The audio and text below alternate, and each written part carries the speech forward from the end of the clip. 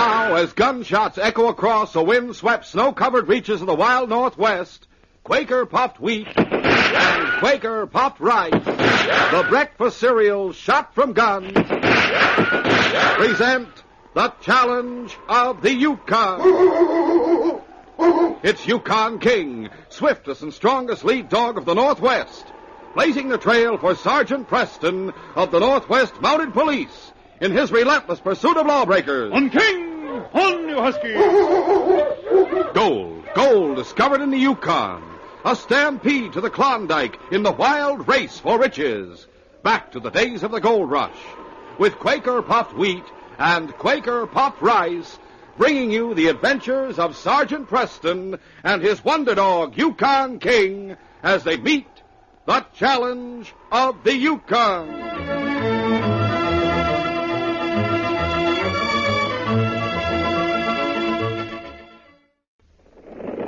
Look out! It's a stampede!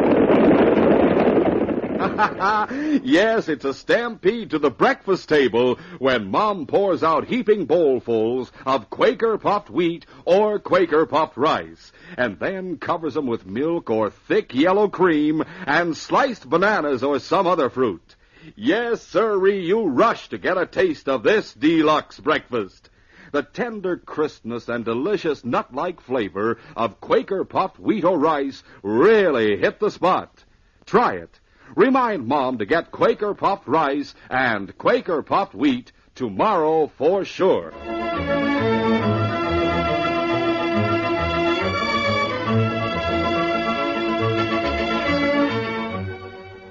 Rocky Harris was what men in the Yukon called a drifter. One who appeared here and there, never filing or working a claim, and having no visible means of support. He had come to the Yukon Territory just after the United States had declared war on Spain. One day, Rocky sat in the Nugget Cafe in Selkirk talking to a newfound acquaintance, a gambler named Slick Green. Rocky was saying, I'm sure glad I ran into you, Slick. Most of the guys I meet up here are afraid to listen to me. Rocky, it's none of my business, but you must have had a dirty deal in the States from the way you talk. Or maybe you skipped out on the law. Maybe I did. You don't believe in digging for gold, eh? I figure there are easier ways to make dough.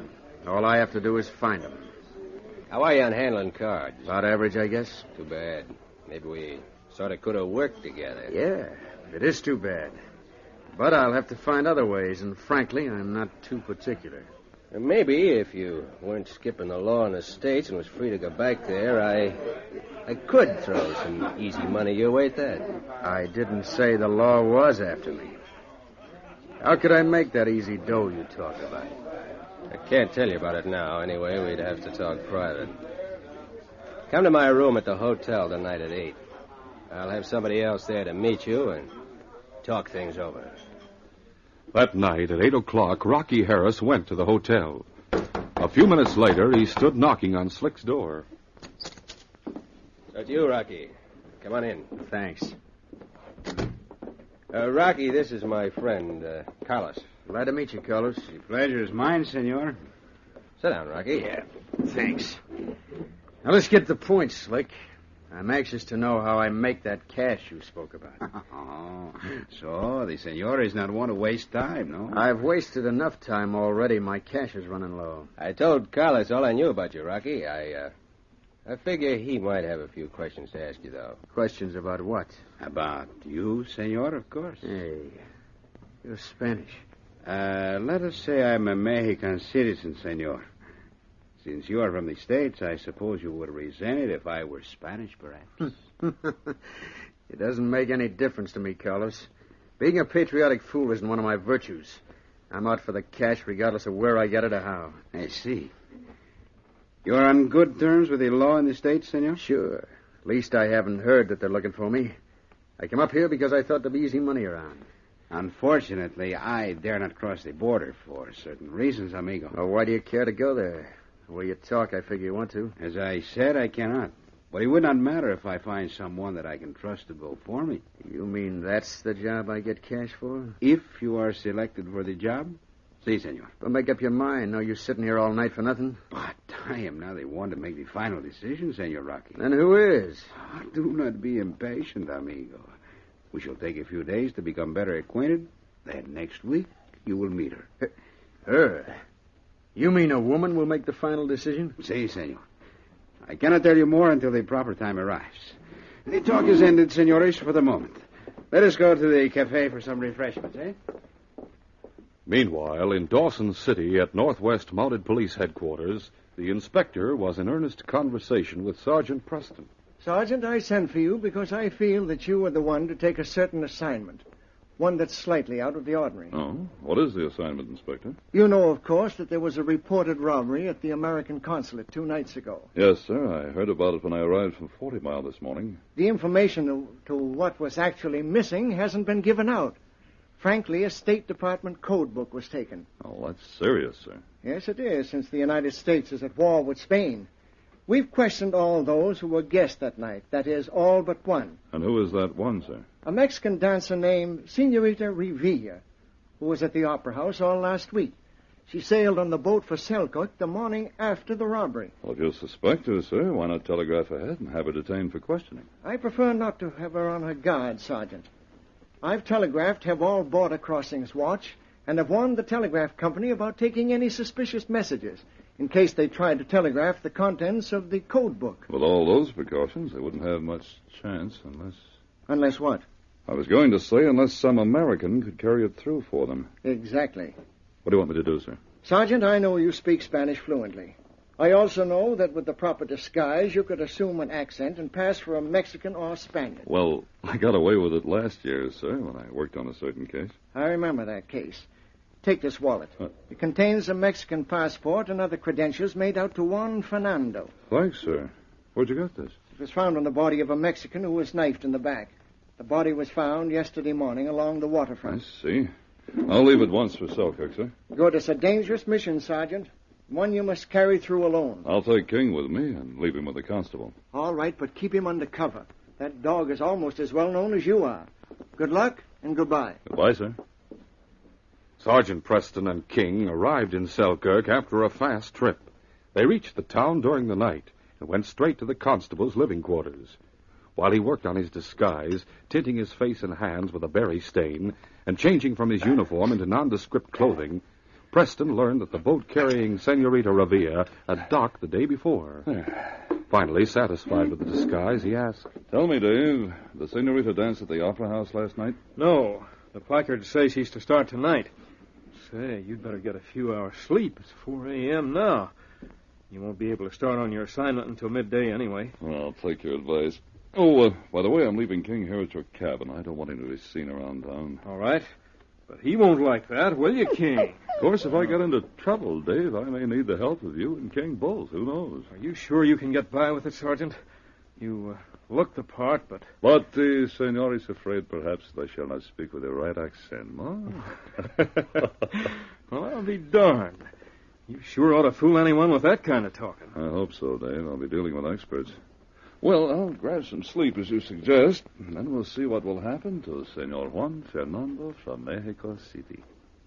The following morning, Rocky Harris entered the cafe and approached the table where Carlos was sitting alone. Well, good morning, Senor Harris. Hello, Carlos.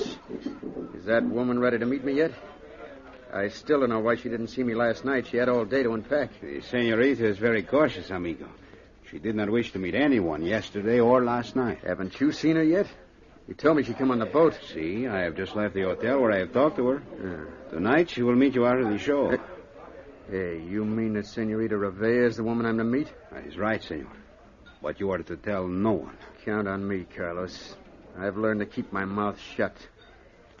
Oh, by the way, there's one thing we haven't discussed, my friend. And what is that? How much do I get for this job I might do?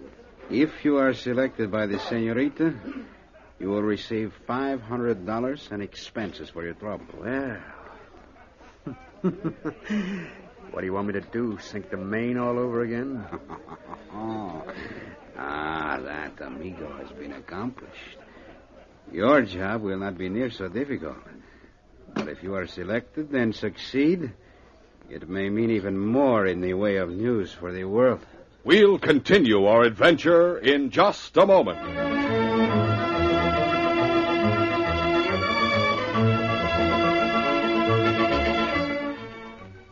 Say, fellas and girls, can you tell me what this Morse code message stands for? Sure, I'll bet you can guess that it stands for Shot from Guns. And that means Quaker puffed wheat And Quaker puffed rice. the Shot from Guns breakfast cereal the whole family goes for. Man, oh man, huge guns are loaded with premium grains of wheat or rice. And then... These choice king-size kernels are actually exploded up to 8 times normal size. that makes them bigger and better tasting. Makes Quaker puffed wheat and Quaker puffed rice crisp and tender as nuts in November. They're shot through and through with bang-up nut-like flavor, too. And most important, they're nourishing. Good for you. Both delicious kinds furnish added food values of restored natural grain amounts of vitamin B1, niacin, and iron. So try delicious, nutritious Quaker puffed wheat and Quaker puffed rice. So tasty, so easy to serve, topped with milk or cream and fruit. To get the original, crisp, fresh wheat or rice shot from guns, always look for the smiling Quaker man on the big red and blue Quaker package. He's your guarantee that you're getting the one and only delicious Quaker puffed rice And Quaker puffed wheat.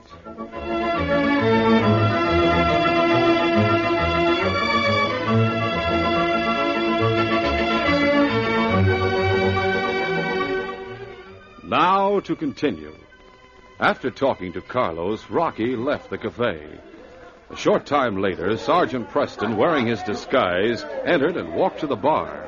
He spoke to the barkeep in a loud, accented voice. Oh, yeah, this town. Is it always so crowded, senor? Well, I reckon there are more people than usual around today. They've come to see the show at the Opera House tonight and get a look at that senorita from Mexico. Oh? New in town, aren't you? Si, senor. I have come on the boat which docked yesterday. You sound like you might be a Mexican yourself, mister. Or maybe even a Spaniard. My passport says that I am Mexican, senor, so that is what I am, no? Don't matter to me, eh? What'll you have, mister? I shall have cafe, senor, at one of the tables. All right, sit down and the waiter will see to it. Gracias, amigo. Just one moment, senor. Huh? I am sitting alone. Will you not join me at this table? Oh, but of course. I overheard what you said to the barkeep, senor. I, too, carry the Mexican passport. Then we are countrymen, no? Perhaps. I am Carlos Mendoz. And I, Juan Fernando. I have not seen you in town before. Did you not hear me tell the barkeep that I have just arrived on the boat? See? Perhaps you did. But you did not seem to know of the Senorita Revilla, who also traveled on the boat, Senor Fernando. But such a one as she would travel in the best manner, amigo. For one with little dinero, it is necessary to travel on the lower deck with the not-so-fortunate ones. So that is it, eh? You will stay in Selkirk? If there is work for such as Juan Fernando, senor. Well, if one is not too particular, work might be found. No one has ever said that Juan Fernando is particular. I understand. I shall meet you again, amigo. Huh? It may be that I shall be able to use your help. Quien sabe? Now I must go. Adios, Senor Fernando. Adios, senor. That evening, just before the show started, Carlos had a short talk with Senorita Revilla in her dressing room. I shall bring the Americana to see you at the hotel after the show, Senorita. I was hoping, Carlos, that you could manage to get the code book across the border. But you have done well to find out they are watching. It is my business to find out things, Senorita. I see. Carlos, we can trust this Americano. Of course. I watch him close. He's reckless, without scruples, without honor. And there is another who may be of help to us here. One of our countrymen, I'm sure. Though he carries a Mexican passport, just as we do. So, and who is that? A senor who has just arrived on the boat. Senor Juan Fernando. Juan Fernando? But that is impossible. He could not have been on the boat. Oh, you would not have known. He was traveling below decks. Bueno. I am most anxious to meet this senor. First, after the show, I shall talk to the Americano. After that, bring this Senor Fernando to me at the hotel, Carlos. But now you must run along. I must get ready for my dance. Hasta la noche, Carlos. Bueno, señorita. I shall see you later. After the show, Carlos brought Rocky Harris to the senorita's suite at the hotel. After they had talked and reached an agreement, the senorita said, And now, Carlos, I am most interested to meet Senor Juan Fernando. Who's he? Not to me says he is Senor Harris. What do you mean? Carlos, I know Juan Fernando. He worked with me in Dawson City. But he does not seem to know you. The senor you met in the cafe is not the real Juan Fernando. Eh? Juan is dead. What? Dead? Are you sure? But of course I am sure. I found out he planned to expose us for a big price. I had him meet me on the dock the night before the boat sailed. I left him with the knife in his back, senores. You mean you killed him yourself? Si. Carlos, go bring that Senor Fernando here. But first arrange for your friend Slick Green to follow him after he leaves. Si, señorita. I shall keep Senor Rocky Harris here with me until you return. We have much to plan. So hurry, Carlos. Within a short time, Carlos returned with Sergeant Preston. Preston noticed that though Senorita Revilla smiled as she spoke to him, there was a steely glint in her eyes. Now that I have met you, Senor Fernando, I feel that Carlos is right in trusting you. You have the proof of your identity? Oh, seguramente, señorita. Here. See, these are in good order. I am satisfied. Working with us may involve risk, Juan. Está bueno. I'm used to taking risks, señorita. This Americano is working with you, no? Sure. That means we'll meet again sometime, I reckon, Juan. I am sure of that, Senor Rocky. We shall not discuss our plans here, Juan. I must talk to Carlos and Rocky about certain matters. You leave now, Juan, but at midnight, join us on the cabin boat. Carlos has docked it near the small warehouse at the south end of the waterfront. No one will disturb us or hear us there. Bueno, I will be there at midnight. Adios. So long, Juan. Adios. At midnight, Slick arrived at the boat before Preston. So, they'll come back. Yes. I followed that hombre like you wanted. He went to the cafe. I watched through the window. He sat alone. After having coffee, he played solitaire. When he got up to come here, I beat it on the head. Bueno. Then he met no one. That's right. He does not know he will not leave this boat alive. He's coming now. Go below and tell Rocky and the senorita. All right.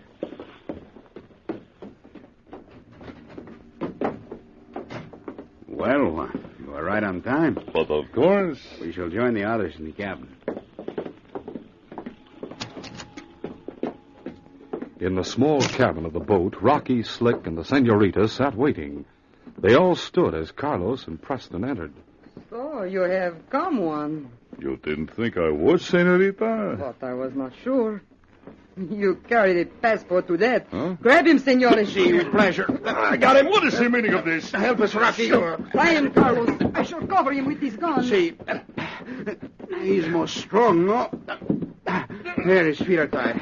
Roll him over, Slick. Get his arms behind his back, Rocky. There. Yeah, he sure would be a mean one to handle alone. This is a trick, eh? I don't sabe what you do. Lift him onto the bunk. Lift him, fellas. There. He's done. So, you would come posing as Juan Fernando, eh? We shall find out if perhaps you are working with the law. Search him. Of course.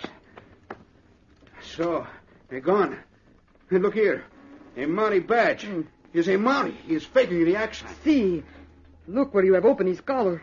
The darkness of his skin ends just below the throat. So he's a member of the Mounties. That's bad. Bad for him, Rocky.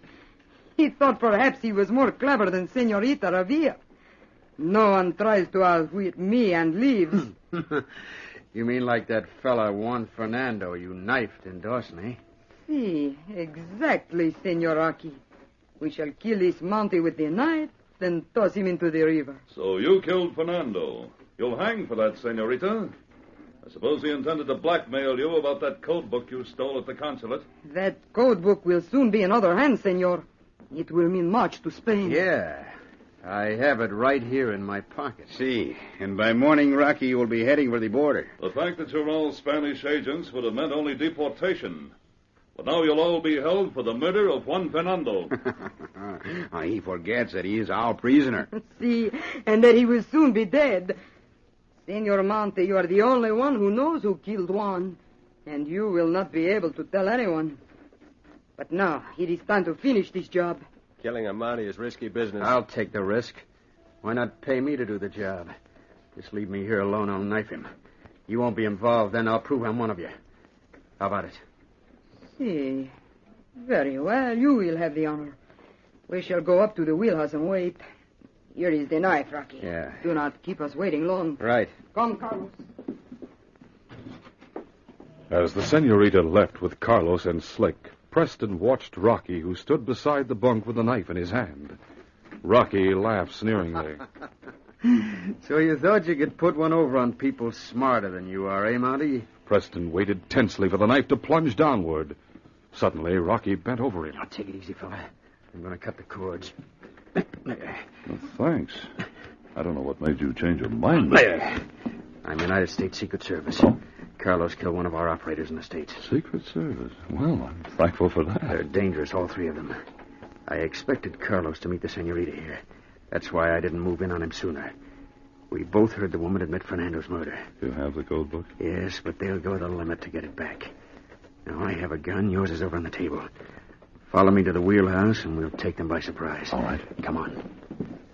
In the roomy wheelhouse above deck, Senorita Revilla and the two men waited for Rocky to appear from below. The senorita spoke. So, while we are waiting, Carlos, go on the dock and untie the lines. Then we will be ready to move out into the deep water to get rid of the body. See, that is a good idea. I'll be right back. There were only a few steps from the glassed-in wheelhouse down into the cabin. The cabin door suddenly opened, and Rocky came up the gangway into the dimly lighted wheelhouse. Here he comes now. Well. Hey, someone's behind him. Use your gun, senorita. Don't shoot it. No! Stand back, I will shoot! He means it, too. Wait. Senorita, we don't like to shoot a woman, but it will be necessary if you don't drop that gun. For a moment, the senorita stood with flaming eyes. Then, seeing the side door of the wheelhouse easing open, she realized that Carlos was ready to take over. Suddenly, she smiled and spoke. You win, Senor Monte. I shall drop my gun. Perhaps you have offered this Senor Rocky Harris money to untie you, no? Perhaps. So that is why he has turned against us. But I know his type, Senor. I can offer him $5,000 in American money if he will help to recapture you. You forget I hold a gun. How about it, Rocky? Want to consider the lady's offer? I'd wind up with a knife in my back like Fernando, probably. That is the way you will wind up anyway, senor. Reach, both of you. I saw you coming in, Carlos. I held their attention to give you the chance.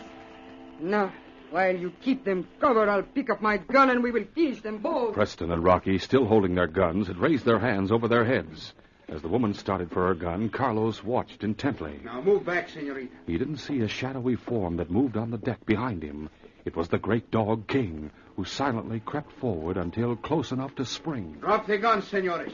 Then we shall... I'm attacked, help! As King sprang, grabbing Carlos' gun arm, Preston leaped forward and grabbed the senorita as she bent over to pick up her gun. Don't touch that gun. Let me go. Take your hands from me. Here, use these handcuffs on her. Oh, thanks, Constable. Help! Down, King, down. Watch him, boy. I got your note that you left at the cafe, Sergeant, about where to come. King picked up your scent and ran on ahead of me when we reached the waterfront. Good thing he did. Constable, meet Rocky Harris, United States Secret Service. Howdy, Glad to know you, Harris. Service. So that is it. Oh, Carlos, we are lost. You were lost, ma'am, when Sergeant Preston took up your trail. Sergeant Preston. Holy smoke, no wonder we were caught. We both played a part, Sergeant. We were playing for big stakes. I'll want extradition papers to take Carlos back to the States. The authorities here will take care of the other two. Yes. The senorita is wanted for a murder committed in this country, and Slick will be held for attempted murder. And there are 3 spies your country won't have to worry about any longer. Yes. My work is done up here, Sergeant. Code book's safe, and Juan's murderer is caught. We'll get them to jail now. This case is closed.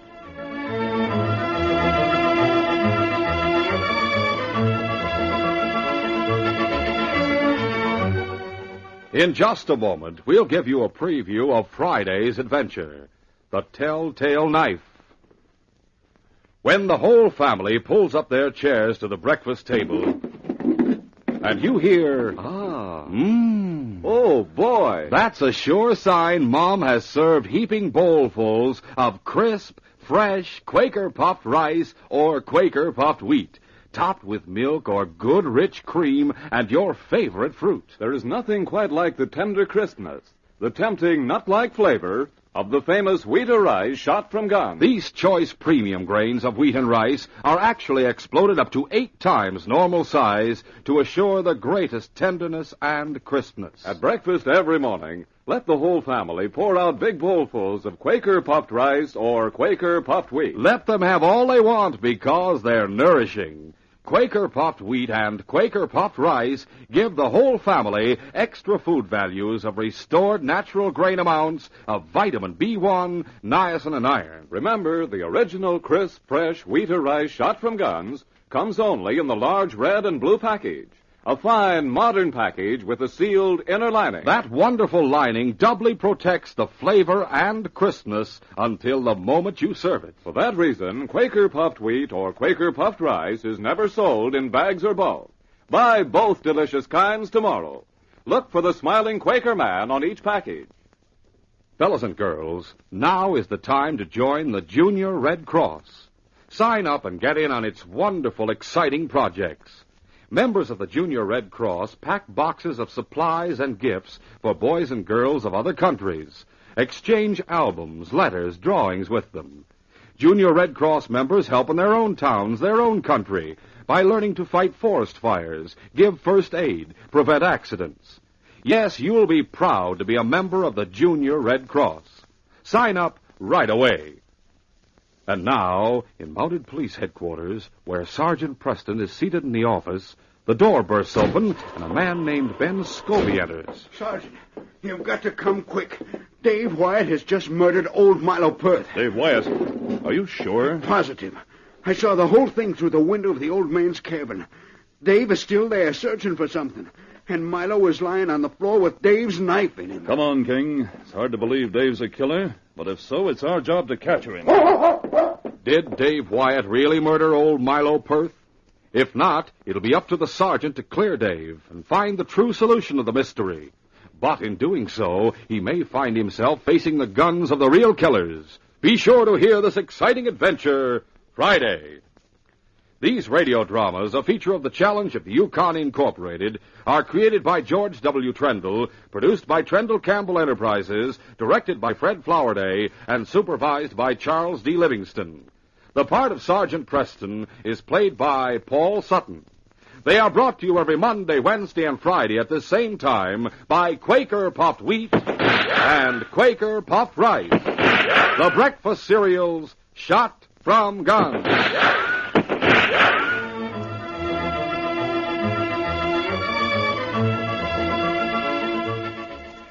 Remember, for delicious hot breakfast, enjoy Quaker Oats.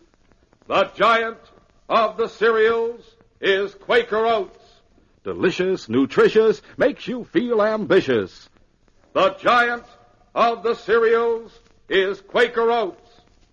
And here's why Quaker Oats is called the giant of the cereals. There's more growth, more endurance in oatmeal than any other whole grain cereal. So make your hot breakfast nourishing Quaker Oats. Quaker and Mother's Oats are the same.